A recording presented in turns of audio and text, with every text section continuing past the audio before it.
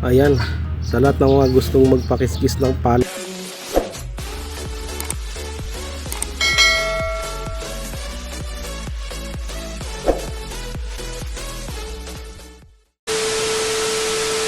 magpakiskis ng palay dito sa Cagayan, no?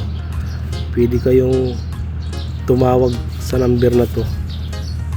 Ayan, ito po yung rolling rice mill nila, All Star. Ayan, no? Ayan, dyan dumadaan yung palay pababa. Ayun.